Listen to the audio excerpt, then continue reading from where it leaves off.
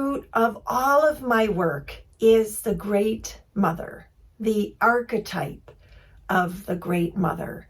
Ever since I was a little child, this magnetic energy, which is kind of what an archetype is, has been alive inside of me. I just had so many baby dolls, loved being in that role as a kid, playing, grew up to babysit lots of children, still had that longing in my 20s, went on to have 5 children. People would always say to me, oh, Sam, even before I had children, you look pregnant, or you seem like a mother, you have kids, or you remind me of you're like so Mother Earthy, that kind of thing that they said. And I don't think they were saying that to me because I'm the world's most patient, nurturing human being. I think they were saying that to me because they were sensing that archetype alive inside of me. Even when I talk to you about the Great Mother archetype, you're probably going, what is that? Or I don't see it, or what, where is it represented? And that's because this archetype of the Great Mother in our culture, in our modern United States culture, has been kicked out. She has been violently taken away. She's been repressed, shoved down, tossed out, every kind of thing you can think of like that. She has been crumpled up and thrown into the garbage. And the results of not having a Great Mother archetype, just think for a second about the fact that in our Judeo-Christian culture here in the United States, we are often talking about the Father. People are praying our Father. And we've been praying our Father for thousands of years. And we've never had the thought, why aren't we also praying our Mother?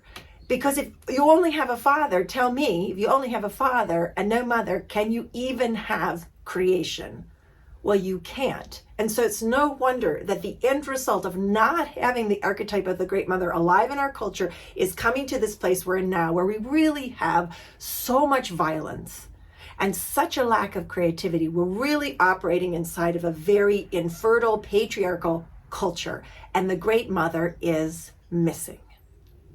So maybe then you can see, oh, right, so if we put the Great Mother, if we restore the sense of the Great Mother back onto this sort of list, these choices, menu of choices that we have, of archetypes and religious and spiritual icons and understandings, like the Buddha, like Christ, if we restore the Great Mother there, could actually make changes to the very fabric of society.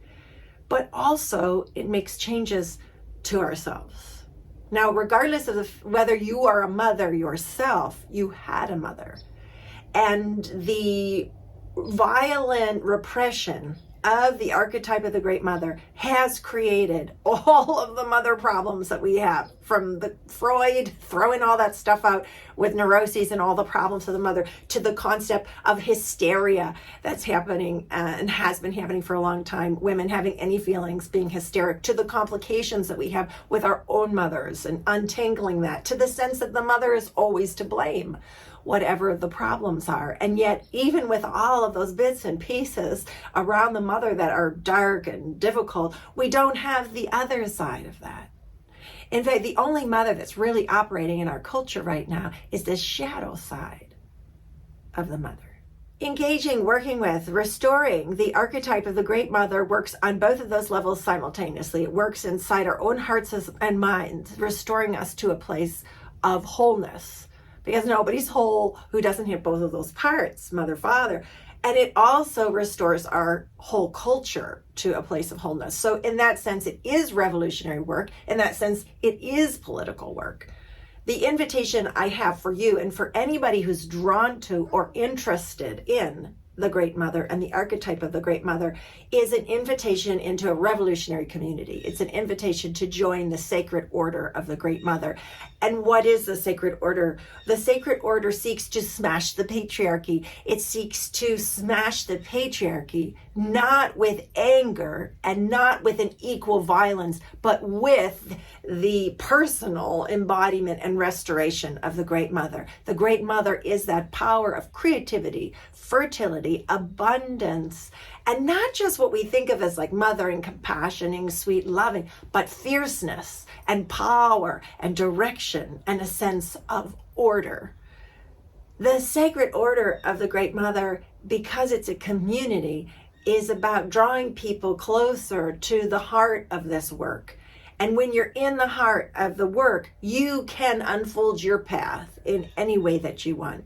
To me, that's so important. As many of you know, having been trained as a minister, you can step into all kinds of communities that have all kinds of requirements and have a system set up where there's absolute black and white and right and wrong.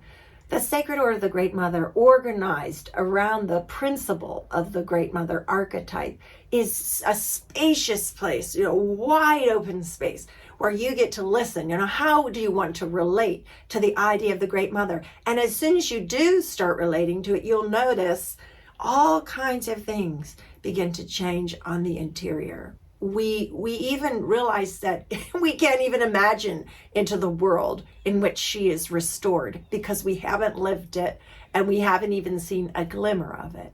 But we begin at one moment at a time as we readjust our relationship to the concept of the mother itself. And that work is so important. In fact, for me, I can't think of any more important work to be doing right now at this moment in history. It's not for everybody, this work, but I'm inviting you, if it resonates with you and you can feel that call towards you or that sense of relief or connection or inspiration, hearing me and listening to the ideas about the Great Mother, then you are the person to come on board to the Sacred Order and to do this work with us and to feel the shifts in consciousness and the shifts in the collective. There's nothing more powerful than to do the work that brings ourselves alive and the world more alive. What good is it if we just kind of get what we want? And we're going along in a world as, polar bears are dying and war is happening constantly. What joy is it really to have what we want? Everything is decaying around us. Birthing our hearts, dreams, and desires is to bring the whole world up higher.